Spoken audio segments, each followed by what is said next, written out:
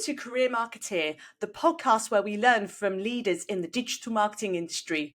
In each episode, we dive into the unique career journeys of marketeers and explore the pivotal moments that shape the leaders behind the job titles. Whether you're just starting out or planning your next big move, this is the space to discover how others have built, pivoted, and future-proofed their marketing careers. We go beyond the highlights, uncovering the highs and lows, the lessons learned, and the secrets behind their success. I'm your host, Louise Helyer, marketing recruiter by day, podcast host by night, and today's episode is one you won't want to miss. I'm joined by Claire Daniels, award-winning CEO of Trio Media. Since taking over as CEO in 2020, Trio has grown by 37% year on year and more than quadrupled its turnover. In this episode, we explore what it really takes to build a future-ready agency in today's fast-changing landscapes. Claire, thank you so much for joining us. Welcome to the podcast. Hi, Louise. Thank you for having me. So pleased to have you. Thank you for sharing your journey. You've got a really rich history within marketing. So it'd be great to start at the very beginning, really. So let's talk about your early days, your early career. What's inspired you to start a career in marketing? I think for me, A-level, I love drama and art and creative stuff. But then when I was thinking about going to university, which I knew I wanted to do, I started to be a bit more realistic about what I could get a job in. And I never really knew what marketing meant until I started looking into it and then was looking at it for degree options and chose to go down that route because it seemed to have a good blend of creative and business as well. So it was really that decision of what I decided to study that then got me into marketing. And I loved it when I did my degree. And then I knew that that was what I wanted to pursue a career in. My first job outside of uni was I was a junior product manager at a furniture manufacturing company.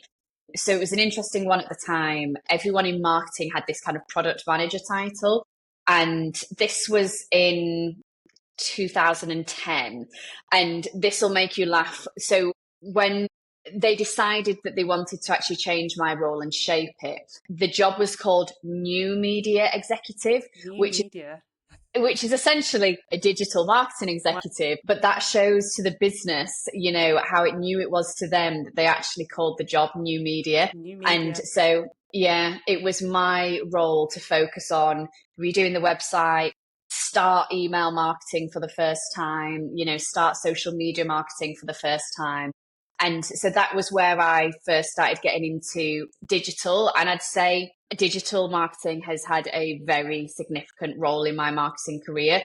Obviously, the point we're at today, is there really a differentiation between marketing and digital marketing? I don't know that there's much going on without there being a digital part in it as well. But yeah, that really shaped it from there. I left that job very briefly to work in an agency. I'd always had this vision that I quite thought I would like the idea of working in an agency. I liked the thought of you'd be working on a different client every day. And I went to an agency and actually didn't enjoy it. I went to one that was a very toxic culture. I think agencies still have a bit of a bad rep around what some of them used to be like, and maybe some still are today, where there's a lot of presenteeism. If I arrived after 7 a.m., there was funny looks. And if I left before 7 p.m., there was funny looks. And I was genuinely like, I've done my work. I don't know what else you want me to do. And so I did not stay there very long. I bet. That sounds really like a really hard grinding place to work. It was not fun at all. And so I went back client side and I became marketing manager at a CCTV distribution company and had a lot of learnings there.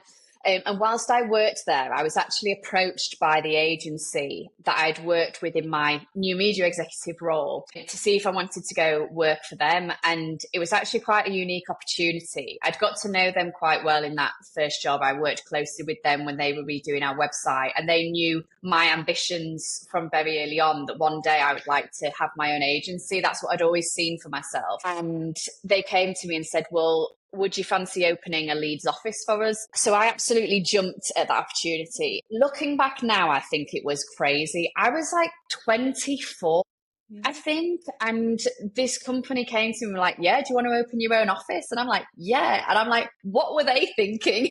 And what was I thinking? So I did do that and I joined, but I then found, so they were based in Peterborough. I was on my own in an office that didn't even have a window, with no experience of like trying to grow a business from a sales perspective, no experience of account management. You know, I knew marketing very well, but I didn't have the tools and the skills to kind of grow something at that point. And I was very much expected to do that on my own. I did bring in some new customers, but then found there was challenges with the fact that all the resource was in Peterborough and they would prioritize their own clients.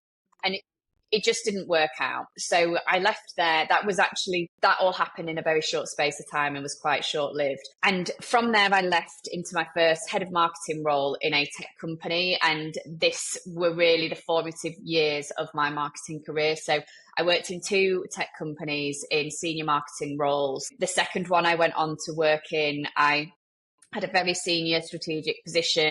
I managed a team across the UK and the US. I would travel regularly internationally for work, really helped to grow that business. We went through a management buyout whilst I was there. And a lot of the work I was doing around the positioning of the brand really helped shape the narrative and the direction we went in. So I really found my feet there, and learn a lot about marketing strategy, which I think is one of my main skill sets, is really that kind of bigger picture thinking and being able to see what are the right marketing channels that should be used to achieve particular results. I was very much encouraged to be data driven. And that has stuck with me today in being very much about what do the stats tell us? What is the data telling us? What is it that we're trying to achieve, and making sure that we're doing that? And to be honest, in that role, I then came to terms with maybe I don't want to have my own agency. I've worked within agencies and actually had bad experiences when I did that. And I'm really enjoying this client side. I'm excelling in my career and in my role. And then the whistle stop story that then brings me to running my own agency today is my brother passed away whilst I was working there, and I decided to quit my job and just take some time out. I was just like, didn't feel the same about work anymore. I wasn't as ambitious as I had been, and I needed to take some time to reset for myself. And in doing that, once I'd taken some time out, I then got involved with Trio. It was in the early days of being founded by people that I know, and I got involved in helping them get it off the ground and get going. The short version of the story is that then over a 2-year period of me helping to build it up, I then saw where I could take it, and it was a bit at odds with the original founders, and I put a proposal forward to buy the company. So that is what I did. So after being involved from 2018, becoming a director in 2019, by 2020, I owned it outright. And that is where then I took on the CEO role. Nice, right. So that's an interesting kind of journey you've been on, sort of the love-hate relationship between agency, because I speak with a lot of executives, managers who experience exactly that. They kind of think, I'm done with agency, I'm going internal, I can't handle it. But you seem to have gone through a real transition of going back for more. Your first role was a horrible role where 12 hours, really toxic culture, to that startup. But I guess there was something with Trio that drew you back in, to the point that you now own the business and run it as you want it. Yeah, I think ultimately I have always had an entrepreneurial mindset, and looking back, I was destined to have my own business one day.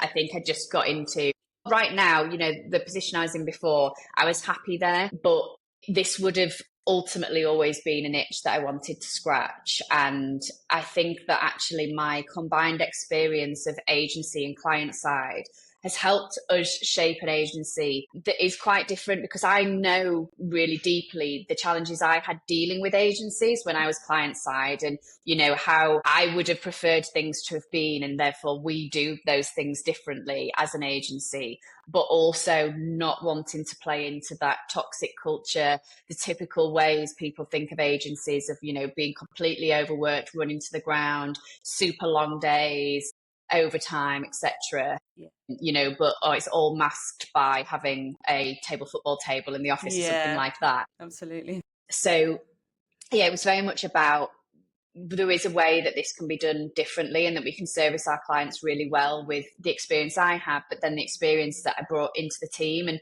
recognizing that we can bring in quite a mix of people from different places, and then that just makes the experience for our clients richer, rather than trying to shape a traditional agency model and bring in agency people and just try be a kind of cookie cutter for any other agency. Yeah, because I see a lot of agency founders who they've spent their whole life in agency, but you obviously spent a good chunk of your career sort of internal. Do you think that has really helped you? Has that been a significant factor in helping to drive a successful agency because you've seen it from the other side? I personally think so, yeah. I think it's been a huge benefit because there's the strategic element that we can bring to the table of like, I can really understand what is important for other departments within a business and what the challenges that marketeer as our client might face. So we can relate on a deep level, but then also bring extra areas of expertise. The one thing I would say though as well, because this isn't to talk down agency people at all, is that actually what a learning curve it was going into an agency. So as much as I had a ton of skills over here that I could bring with, it also was like starting from scratch. And I would say that there's a lot more knowledge of the intricate details and ins and outs within agency people and the experts there versus in-house, because I think in-house there are a lot more generalist roles. So you know everything and kind of think that is what there is to know on that topic. And then you go agency and you totally deep dive into something and go, wow, I've learned so much more. I knew nothing before. And it's so humbling, but it's so funny because genuinely I thought I was the bee's knees. I knew everything. Everyone in that job loved me. They thought I was amazing. They thought I was brilliant at what I did. And I was, but also came to an agency and went, wow, I know nothing. Kind of started again, but that's been really fun about it as well. But yeah, I think it definitely helps having the full, well-rounded piece because it's totally different. They are just such different worlds. Yeah, of course. Yeah, I think that, like you say, that is a key thing to remember for a lot of agency people out there who are thinking about going internal and so on and vice versa. It's almost like the difference of mindset, I think, as well, the different kind of pace of life that you have to deal with as well. Because if you've got clients that have come to you for a reason, they've come to you because they need support in a particular area. I think there is a lot of pressure to get those results delivered and prove your worth. Is that something you would say, as maybe from an internal perspective, is that were those your kind of expectations if you were dealing with an agency? I'd say so. I was not as tough as some other people might have been on agencies. I think if I went back client side now, I'd be tougher. Because we've had that experience of people doing that with us. But I also lay out to our clients that they should have high expectations and what they should expect us to deliver. So my approach is very much, you're only going to keep working with us if we're making you money. Like that's what it comes down to. You're going to spend your money with us if you're getting a return from it. So let's get that out on the table that we all understand that. So now we come at anything we do from that perspective and we expect to be judged in that way. And I guess the difference is it can be quite fickle in how much of a chance you get or how long the time period is, where you look at that comparison between in-house and agency, where someone in-house could probably underperform for quite a long time and keep their job. Whereas agencies, sometimes you're only as good as your last month. If 1 month isn't good, it's then, deep scrutiny. So I do think that can be a bit unfair at times, but like I say, we know that that's how people are approaching it, so we always aim to deliver and we make performance part of everything that we do. Yeah, of course. I think it's very relatable from my perspective as well. From a recruitment side, it's very similar whether you're internal or agency. Like you say, you're only as good as your last month, and those kind of that expectation to be constantly performing, and that there are so many external factors that, unfortunately, whether it's political or finance, there are certain factors that are you just can't control. We're always told it's about controlling what you can control the controllables and make it happen. But I mean, do you think having that kind of internal experience, do you find that helps when you're speaking with prospective new clients and businesses? Do you find that you can almost relate to people a lot more because you have worn you've essentially been in their shoes. Yeah, definitely. I say it in the most new business conversations. So, I can say to them, I understand, like, I have sat on your side of the table, and that is why we do it this way instead. I don't think it's ever been a negative, but it's definitely been a positive in a number of conversations for them to know that we get it. But then also just the advice and knowledge that we then bring to the table and the ideas that we do bring by it being a more well-rounded viewpoint is also advantageous. Yeah, absolutely. I think if hypothetically, say if you were speaking with somebody who was thinking of starting up their own agency, but they'd only ever been in an agency environment, that's all they'd ever known.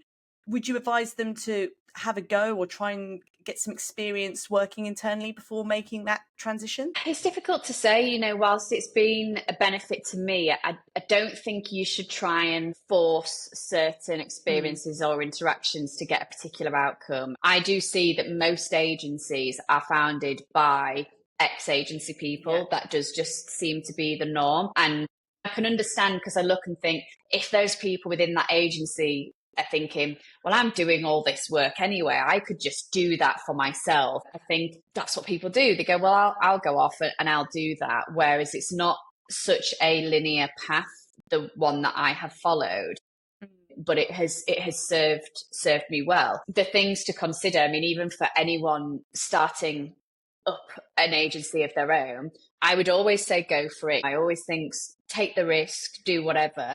But I think one of the underestimated things is often the sales, and that could be something that people from an existing agency would find easier, because they might have clients they could take with them. As much as obviously that would be frowned upon, they have got a bank of people they've worked with over their agency career that they know need the services they are good at.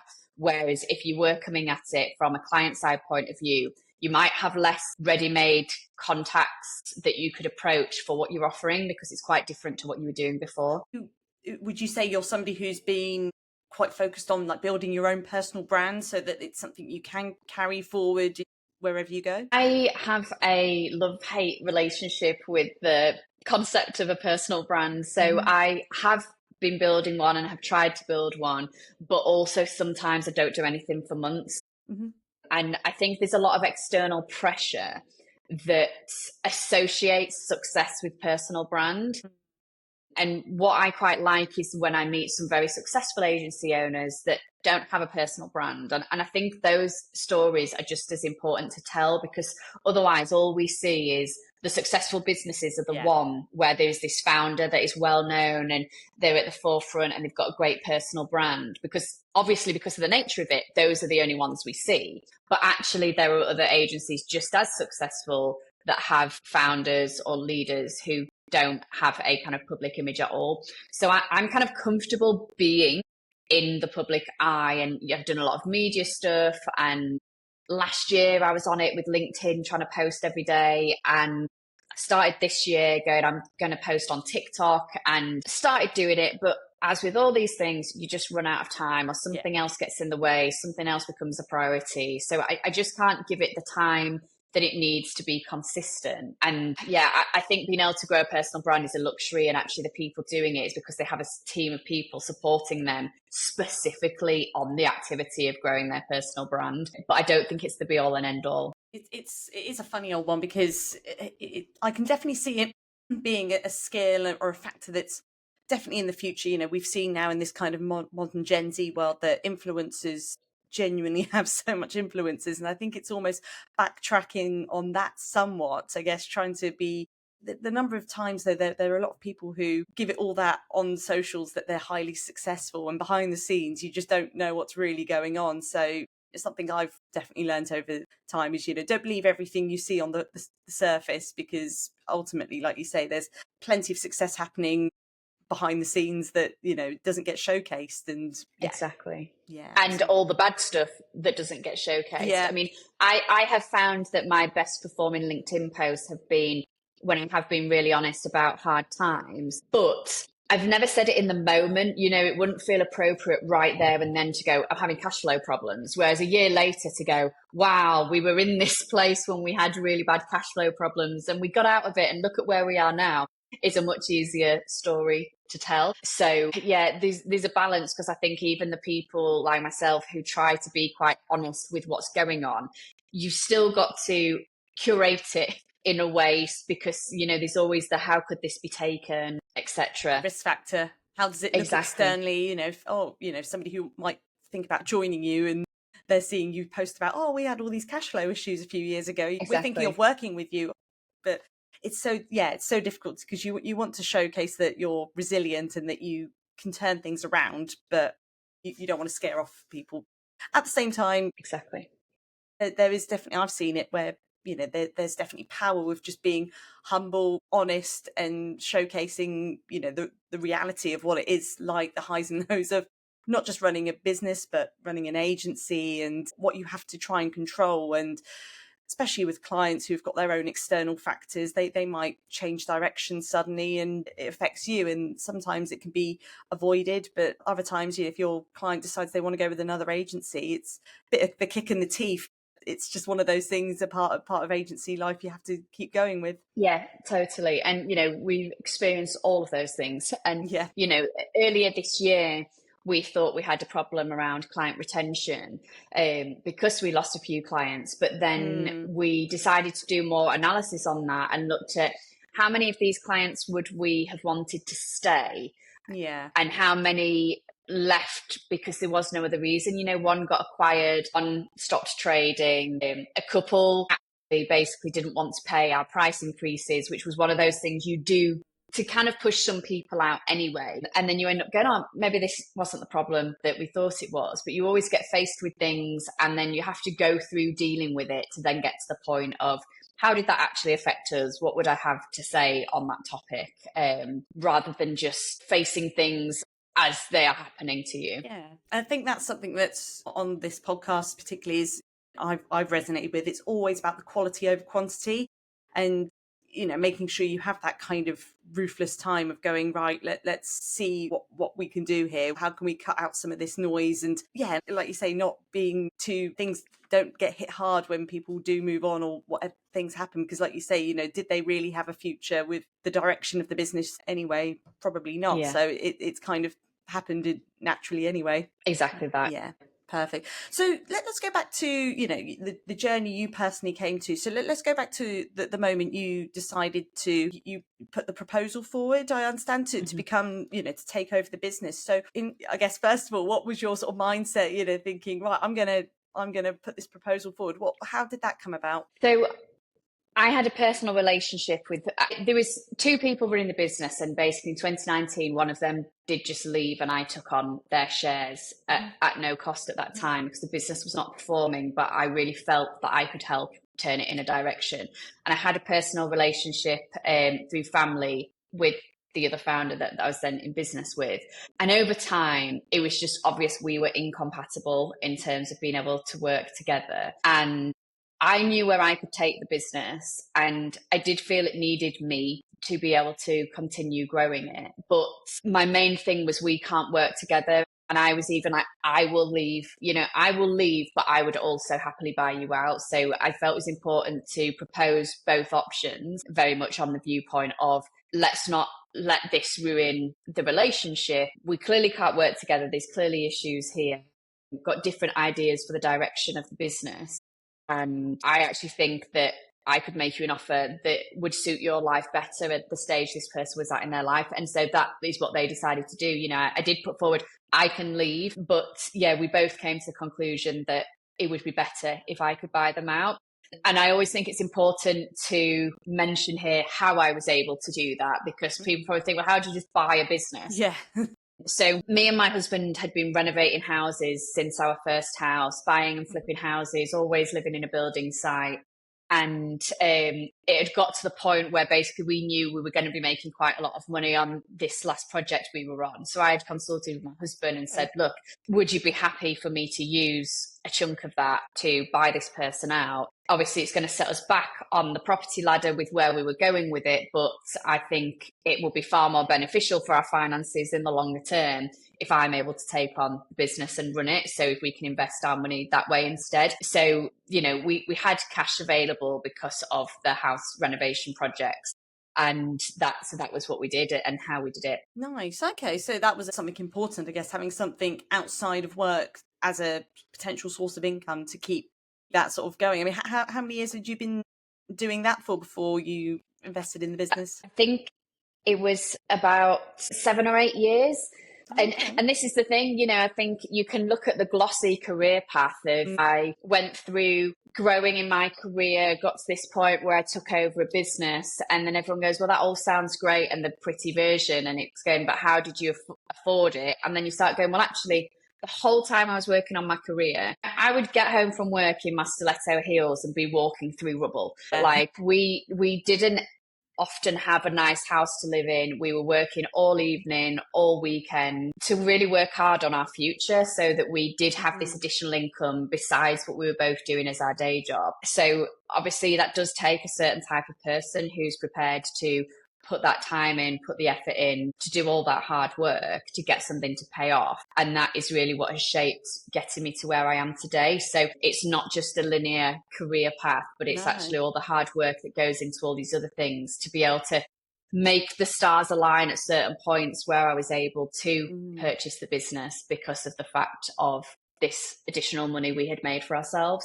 Yeah, I love that. I love the, like you said, the picture image there of coming home in the stiletto heels, the success, putting down the briefcase and then going through the rubble, and that's the reality of what was happening at home. You had to a lot of sacrifice, I guess, like you say, to sort of get that sort of finance sort of built up. I mean, absolutely. Now, are you still involved in like property, or is it now sort of solely vested now in the agency and growing that? Yeah, I mean, we did continue to renovate properties, but like I say, we kind of then went back down the ladder a bit of what we could afford because we'd taken some money out.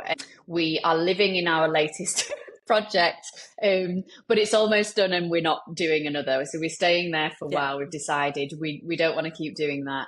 And we've probably got one more renovation in us if it's our dream home, but we don't want to keep doing that now. Do you know what? There's a little part of me where I actually quite enjoy the DIY of like when it's so mentally strained from the day job that actually, I could go home and knock a wall down, like, let that stress out. Yeah, I actually am still like, I quite like the thought of that. But yeah, we've made a decision. We slowing down on that, and we wouldn't be looking for any other projects. We're going to kind of stay still for a while, focus our energy on the business. My husband has actually recently joined me in working in the business as well. Okay. We're now working together for the first time. So yeah, that's the focus, is definitely the business over the properties. Yeah, fair enough. So that's an interesting sort of thought, thinking about those kind of how you do that kind of fundraising for anyone who is thinking, how on earth does somebody just acquire a business? But there's a lot of behind the scenes work that goes on. So yeah, it's definitely worth sort of factoring that in. But I mean, what would you say were some of the earlier challenges you had when you became sort of CEO? Because obviously you'd already been part of the business, so I guess you weren't a stranger, but actually going from as a part of the team to owner must have had its challenges in that initial period. So the biggest challenge I faced, and I always use this analogy, is it was like I took over a train that is already running and I have no idea how to work the control panel, but I have to figure all of that out before we get to the next stop. So whilst I knew marketing and I was comfortable dealing with our clients and stuff like that, I suddenly had to get to know the finances of the business, get to know all the systems, all these things that I had no experience with at all. There was no soft start to that, which you would have if you were setting up a business where you can get to know each thing and, you bring on your accountant, you learn from them, about all these things. It was already happening. We had people to pay, we had money coming in, we had bills to pay and tax to pay and all the, I didn't know when our next corporation tax was coming in, the next VAT bill. So kind of going, what?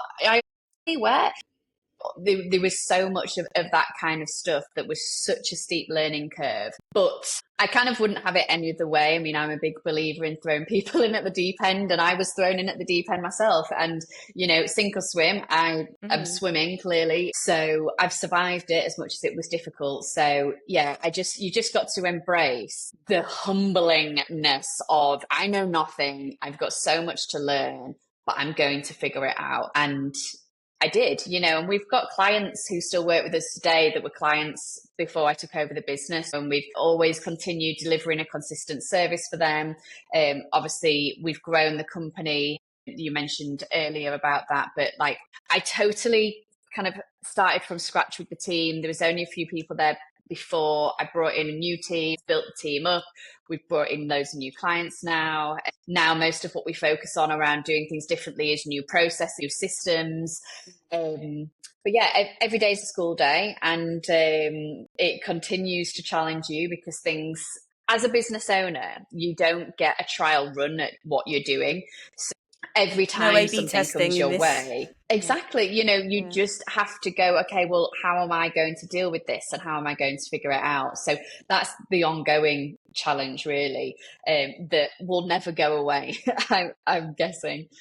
Yeah, of course. Oh no, yeah, and it's such a unique story, I suppose, because like you said, there's a lot of agencies who have that sort of soft start, but I like, yeah, again, it's already in motion, you're already going, and it's a nice position to be in a way, but at the same time, a lot to take on all at once. So, what were the kind of first initial things, initial changes you implemented? Yeah, I mean, I have been a people manager long before having my own business. And so I knew the type of leader I was and that I wanted to be. So I was able to bring my previous experiences into the business with treating people with care and compassion and helping people grow, like understanding what they're trying to achieve, helping to develop people. That's something that I'm really passionate about. And so all these things got brought in with me as we hired people, was just making sure that we were creating a great experience. It was a fun place to turn up every day, but not majoring too much on the fun above, because what I really find is people want purpose and they want challenges. We don't just, and this was another previous experience I had had in a workplace, was they maybe put too much emphasis on the fun, to the point where I actually thought, am I progressing in my career right now? Like, I enjoy coming to work every day, but I'm not sure what my development opportunities are. And so I really wanted to make sure we had the mix of both, where it's a really nice place to work. You don't have the Sunday night blues. Everyone is treated with respect. You can have a laugh. You can be yourself. And also you can feel like you're progressing in your career and taking it seriously. So that was kind of one of the main things. But also practically, there was just things like the way we were delivering our services that I wanted to change, and that I thought we could do better at, having brought in my own experience. I just feel like in the early days, some of the way we were delivering things was very much scratching the surface and the surface, and quite basic. So we've totally, and it started then, but this has been an ongoing process, revolutionize the way we deliver all of our services, from the type of websites we build, the platforms we use to build them, through to the way we deliver our SEO services, PPC services, etc. Is just miles away from how it was in those early days. Nice, yeah. So, and you mentioned, obviously you are very much a people person first and foremost, and as you sort of grow a business and sort of hiring new people as the business grows, but also retaining people you have, what kind of things do you implement, or how do you maintain that sort of positive culture and people who buy into the ideas that you implement and the changes? How do you manage that? Have you experienced like pushback or people confronting your ideas and those kind of challenges? Not really, to be honest. It's a funny one because I do find it hard to explain almost what is the secret sauce that makes it a great culture. And I really think culture is made up by every single person in the business. As soon as you add someone new, the culture slightly shifts because it adopts to them as well. But I'm very fortunate our retention rate for employees is so high. I don't know exactly what it is. I've not recalculated recently, but over the 5 years I've been running the business, I'm pretty sure there's only been 4 people that have resigned. So obviously we have had other people come and go, and that may not have been their decision to leave, but in terms of people that have actually looked to leave for different opportunities, that is in the minority. And we now have an amazing team that actually, a lot of people have been here a long time and they continue to see themselves being here, which is just amazing. You know, like it's something that I could have never even dreamed of or expected of how loyal some people have become to the business. And I think it truly comes from like one of my personal values is loyalty. And so I will give a lot to people if they give it back to me. And so, you know, you kind of get what you put out. And so we've had a lot of people that buy into the journey that we're on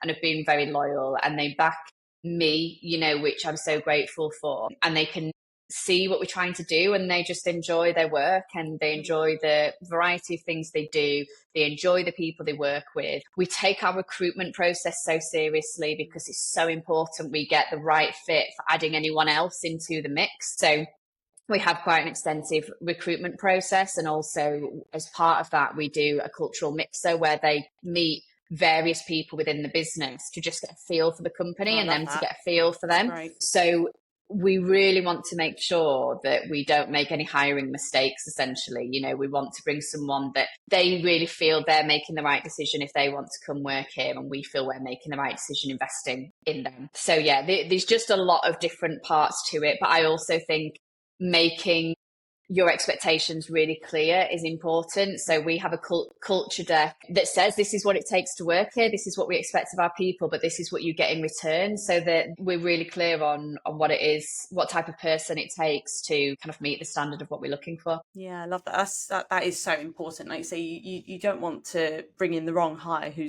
could be a wrong cultural fit, and you have good people wanting to leave as a result. And yeah, a thorough kind of, but warm and friendly kind of approach. And like you say, try and get them to really understand what a typical day might be like working with the business. Yeah, I think that is absolutely the key. So I mean, now that, you know, you've been over the sort of last 5 years now at the helm, as it were, can you give me some idea of, you know, how the business has scaled?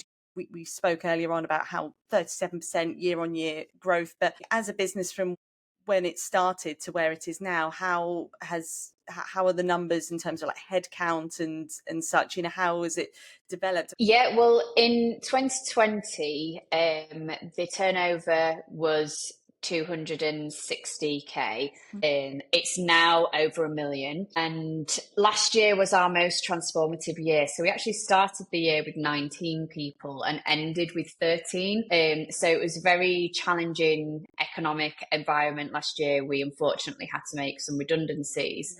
But we also achieved the goal of what we were aiming for, was to do over £1 million in revenue that year. So we now have 14 people, and we're recruiting another role. I'm not as passionate about growing the team size so quickly, you know, whereas I think that is a bit of a vanity metric that we aim for. So is the revenue, to be honest. I think I realised that once we got to that point of hitting the £1 million mark, is I didn't feel any different. Yeah. Whereas you kind of expect you will. And so going into this year, we set out the core pillars of our strategy were around stability and profitability. So making sure we're not going to be in a situation again where people might be worried about losing their jobs. We want to increase our profit margins and really focus on that over the revenue. So we've got a great core team, very stable. We are in a super position profit wise. We've really managed to turn that, because it was never really a focus. I do think in the earlier days of growing a business, you focus on revenue, and then once you get to a place that you're comfortable with, it's like, actually that is not the be all and end all, let's start looking at the profit. So we haven't had a year that we haven't made profit, but I wanted to improve that profitability piece, which is what we've been working on this year. So our financial year comes to an end in September, so we'll see what we hit at that point. But I mean, we've already surpassed the profit we made last year so far in this financial year, which is great. So we will see where we end up from a revenue perspective, but we expect to be around the 15 people mark. And we're doing some really exciting things as well. One of those people in the team is an AI engineer that we've hired. Oh, wow. Yeah. We are building our own AI product now. That is with the support of some funding that kind of created that role. So there's lots of exciting things going on, but also we are really clear on what our services are, how good we are at them, how we deliver them to our clients. All our clients are on secure contracts for us, which gives us a lot more security as an organisation, which they were not previously. So yeah, we're in a really, really good place now. I like, and that's exactly what the raw truth, like you mentioned. It's all good to see the glory side of the positives, but there's a journey that comes with that. And like you said, there were some tough times last year, but despite all that, you managed to achieve what you wanted to. And it's interesting, you hit that milestone, but didn't feel too indifferent. And I was, funny enough, listening to a different podcast about kind of success and how people managing success and so on. And when the feeling when people hit that milestone, or what they believe, oh, once I hit this, then I'll be happy, or once I hit this, all will be okay. But they reach that and they're still left wanting more. Do you think, is that something that you can resonate with? Are you always sort of looking for that next? Are you somebody that naturally looks for that next milestone that they need to achieve? Yeah, I think that is the unfortunate nature of a high achiever. Yeah. We keep changing the goalposts. Yeah. And I think as well, ultimately, you don't know how something's going to make you feel until it happens. Yeah. And knowing that that wasn't the be all and end all, it wasn't even necessarily that in that moment I had changed the goalposts. It was just like, actually, maybe that isn't what I should be aiming for. And I think the reality, there's something that has been on my mind a lot recently is there's a lot of promotion to set this, big, hairy, audacious goal, have this huge vision, do all these things, which I have done and succumbed to following all of that.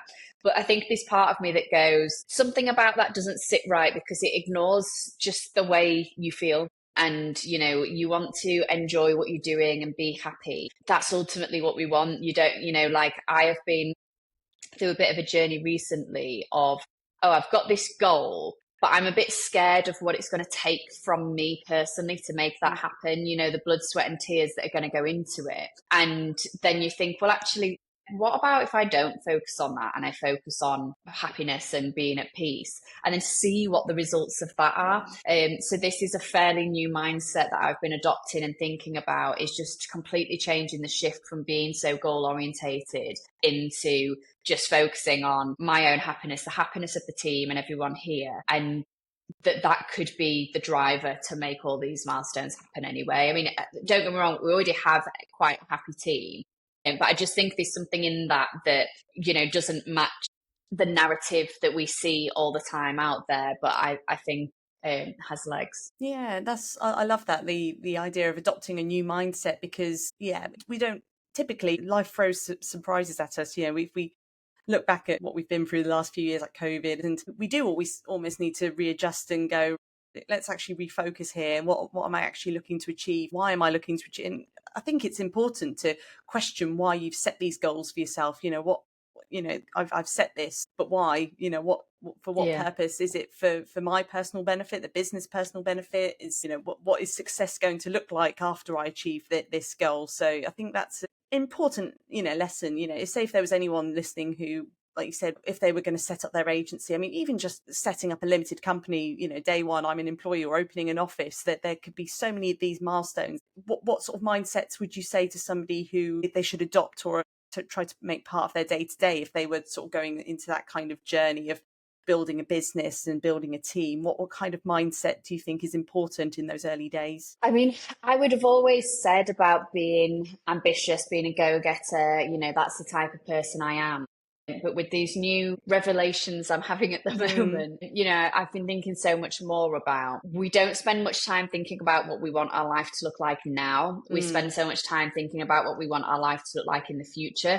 And I think that's what does end up causing a lot of unhappiness, because, well, the future comes, but you're already thinking about the new future. And that's why we don't get those feelings of happiness, gratitude, whatever, when we hit certain milestones, because we've already changed the goalpost. So I think it's about focusing more on the present. What would be really good now for me to have achieved and to have done? And I think that would also take away a lot of stress factors as well. So yeah, I think it takes a bit of all of it. You obviously need to be quite ambitious. You absolutely need to be hardworking. The only thing I will say is, I think there is cultural shift at the moment that does not promote hard work. And I still believe that the only way to make something happen is to work hard at it. And this comes back to what we're saying about the personal brand, is there's a lot of people that have made it look as if it's been easy because they don't tell the hard side of it. Every single person who has that personal brand out there has been working hard. You know, it doesn't necessarily mean super long days working all the weekend, but it's mentally tolling, you know, and any of these things. And be prepared to work hard is the thing. But yeah, don't be too tough on yourself along the way, and focus on what will bring you some happiness in the here and now to make it feel worthwhile. Because I think that's the thing when you run your business, it's always where's the payoff? Where do I start getting the benefit from this? And I've always been kind of coming to the conclusion that this will be good for me once I exit. That's where the payoff really comes. Whereas I'm trying to go now, well, what would make me happy now, and how can I make the business deliver that for me? It's interesting because I've got a 1-year-old boy, and I'm always having to sort of assess the kind of, you know, what do I want for his future? But actually, whilst he's only 1 year old, maybe I should just sort of redirect that kind of mindset to, you know, what can I do now to make him happy? I think it is so important. That's a really good life lesson. You've obviously talked about your general sort of experience of taking over the business and the journey you've been on. And as much as, like you say, you've hit that £1 million turnover milestone, which is great, but would you say that's been your proudest moment since becoming CEO, or what would you say has been your proudest moment? One of my proudest moments was getting a Campaign Best Companies Award. So because it's always been so important to me to build a great place for people to work, we entered it for campaigns. So campaigns like the marketing industry publication, and they do this Best Places to Work. We entered for the first time and achieved position 19. 100. So to even get on the 100 list and then be at number 19, I was just so proud of, because winning awards for your work or anything like that, but winning an award to say you genuinely have created a place that is an amazing place for people to work is just like, that's what I wanted. So that was one of my proudest moments. And also it must have been COVID-y times. I can't remember. One year, we're in our 8th year now, and we decided to throw a party for our 4th birthday, because this was when I was running the business. I think it was just, we'd been in lockdown, then we were back out, and we're like, let's throw a party. So many of our clients, suppliers, the team were all there, came, and it was just such a good day. You just like bringing everyone together, and it's kind of like being live in your business. Like everyone that makes up part of it is here. They're here to support it. They're here to have a good time. It was just one of my favorite nights ever. And we did it on a Thursday night. And then when we all came in on the Friday, like late morning start, no one did any work on Friday, but it didn't matter. You know, we were all just like on the high of like how the evening had been. And yeah, the moments with the team are just the best ones for me. And those memories. And just the other day I was trying to find a video, so I was looking back through our TikTok and just going like, the good old days, just seeing like funny videos, good times. Any of that is what it's all about. I love that. And I can hear that in your voice. We've talked about the success and the data, and because that's in a weird way what finances and turnover are. It's all data driven and so on, but you can just hear the sort of tone and, like you said, the pride and joy actually comes from the people and sharing those experiences. It's a different kind of vibe and energy, and it's thinking that is what success should look like. And I think, you know, tell me what you think, but I think it's important to make sure you do celebrate these kind of key achievements. Yeah, absolutely. At the end of last year, I took all the team to Berlin for our Christmas party because, you know, we had a rough year, but then we hit this milestone. So I was like, right, we're going to go. It's something I had always wanted to do, was for the Christmas party to take everyone to the German markets. So yeah, we did that. That was a bit of a once in a lifetime thing. You know, it's stressful taking quite a big bunch of people away.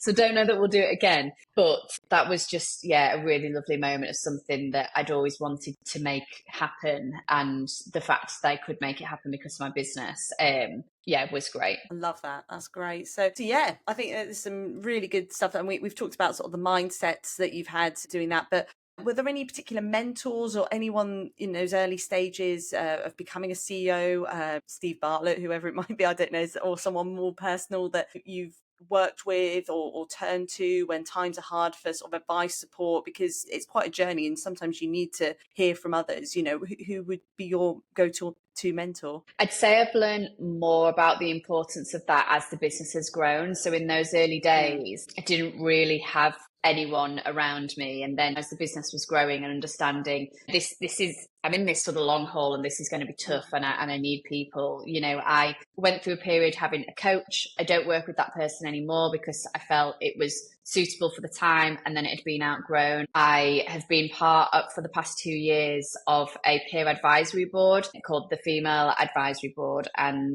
that's a group of female founders and business owners that all get together, talk about your challenges and support each other. And that has been a great network and support group for me. And also I've opened up my network of other agency owners, and I really am an open book. I'm happy to talk about my challenges with others, and found that actually most people are very forthcoming in doing that. So I make sure to share my challenges with others, help support them, and in return they do the same. So there's not necessarily one standout person, because I think you just need a network. The whole it takes a village thing. I know they say that about raising a baby, but the business is my baby. So that certainly takes a village as well. And it's about having all the different people to call upon at different times. And I continue to expand and grow that network, even to the point where, I've realized how important it is to me to have friends who are business owners who can just understand and resonate with that challenge. And I've been really proactive in trying to make those friends, just to have those kind of that shared understanding of what we're going through. So it's really about everyone. I have to, it's not from a mentoring level, but if I had to mention anyone and their support, I do have to just give a little shout out to my husband as well, because I definitely couldn't have done it without him there supporting me. And just I've always had the right people around me making me believe I can do anything. So that's what I aim to do. Love that. Yeah, I think that is a really good piece of advice. I think no matter what you do, I run an event, a digital marketing networking event, and behind the scenes there's lots of work that goes into it. And I know I'm trying to connect with as many other similar people who run those kind of events to share our own experiences of what it's taking, how do you manage this and that, and just find out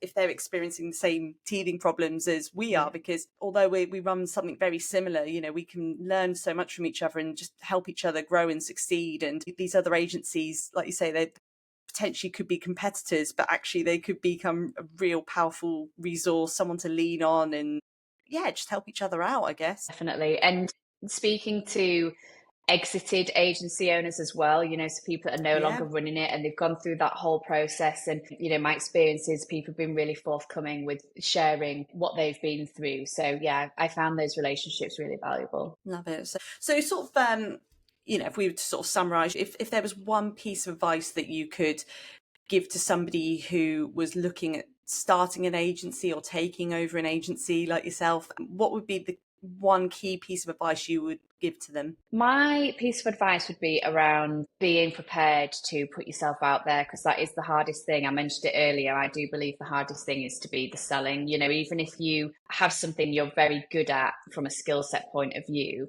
it's going to be on you to find all these people to buy your services. And I think that's the thing to be prepared for. One of the things I didn't mention is that actually when I quit my other job, I was going to set up my own business. It wasn't actually a marketing agency at the time. Side note, it was going to be an environmental consultancy because I was really passionate about the environment. But I was like, wow, I have no connections in this network at all. So whilst I was like, I can build myself a website and I can start the social media and I can do all that stuff that I knew I could do from a marketing perspective, actually going, how am I getting myself in front of people? How am I going to sell? It was something I found difficult. I think a lot of people start their own business because they're good at the thing they want to do and offer in business. It's not necessarily because we're great salespeople. And it's something that I have come to really enjoy and found to be one of my key benefits. That's not the right word, but it's something I'm just really good at is selling now. But back then, absolutely not.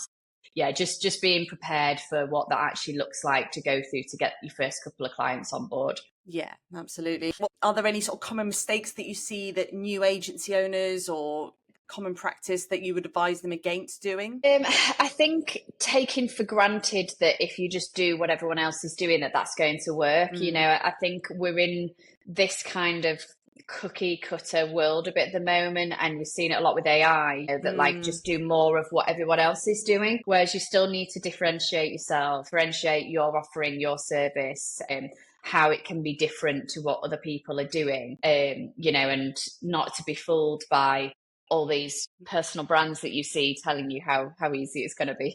Yeah, absolutely. And I think that you may want to, you look at someone and think, I want what they have, but you don't know the reality of what's going on behind the scenes. And I guess this is where it goes back to actually networking and building those kind of friendships with people who are on similar journeys, and just find out if they're feeling the same pains and experiencing the same kind of market trends as you are, I suppose. Yeah, and I don't want to deter anyone at all, but I just think it's so important to paint a realistic picture, because that's what there isn't enough of, is that this is what it took to get here. So I think those conversations are really vital to be had. Yeah, absolutely. So obviously, one thing we certainly haven't spoken about, which I think is really key for the podcast, is you not only are you a successful CEO, but you're an award-winning CEO. So can you tell me a little bit more about how that came about, and how that has affected your business, and with that credential by your side? Yeah, I've won a few of these from CEO Monthly, but I have to be honest. I mean, I am one of these people who think you need to take awards with a pinch of salt. So the one where we won for Best Companies,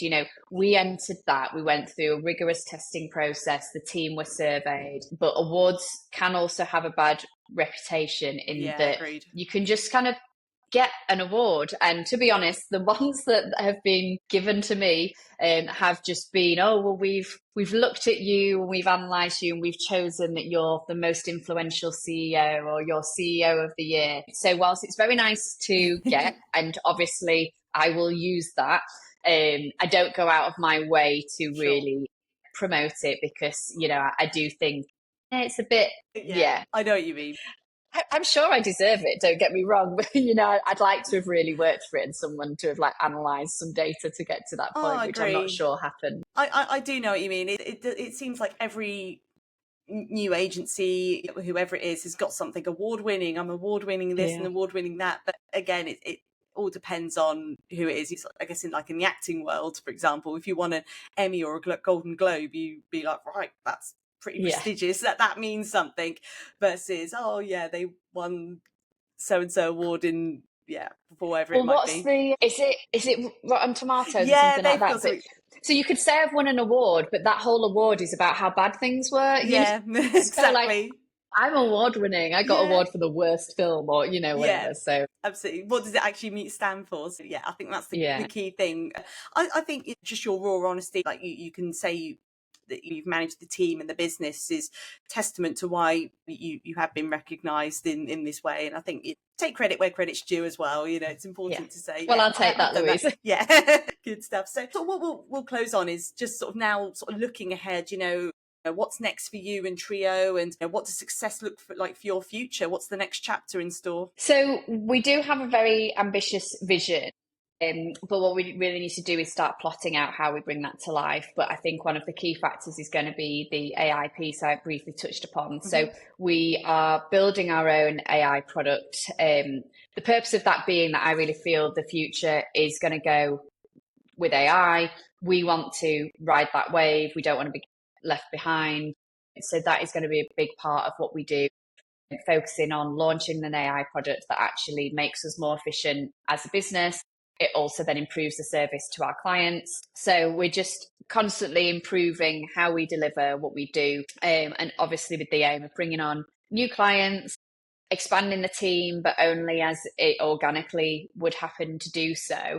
And hopefully just continuing for people to really think it's a great place to work. Yeah, absolutely. And I think when you fast forward, say another 10 years or whatever the next milestone is, throw a bigger and better party and then see that kind of joy of it all coming together. Because I think what I've taken away from this conversation is the financials and the kind of the data. Those metrics are important, and it's key to make sure that we analyze our performance in terms of numbers. But the real success and the joy of running a business. It's having those kind of moments to celebrate and reflect and go, this is what it was all for, I guess, and having those times to go, yeah, I'm the blood, sweat, tears, the rubble, the Yeah. working through the houses. This is why we've done it. Yeah, absolutely. So my ultimate end goal is to have an animal sanctuary. So that for me is when I'll know that it's all worked out and paid off, is when I'm able to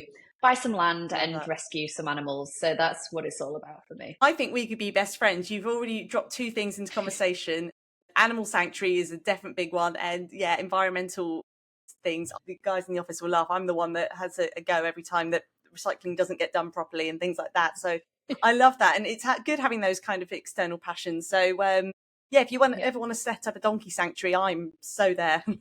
That'd be amazing. Great, sounds good. Let's talk. I'll clear the manure, whatever it takes. I'll do the hard work. That sounds like good. But that's I love that. That's a really good goal to have. So essentially, when it doesn't matter if you're turning over millions and millions of pounds and the most successful agency in the world, it doesn't matter, because once you have that animal sanctuary, that's when I know that you've actually achieved that nirvana. That's when you've made it. I love that. I really love that. So perfect. Well, no, I think that's really, that sort of sums it all up, really. I think it's a good reflection on what goes on behind the surface of a CEO, you know, the kind of underpinning challenges, but the real drivers that people don't assume that you might have really underneath. So that's been really enlightening. I've loved hearing about your journey. So thank you so much for joining us. Thank you for having me.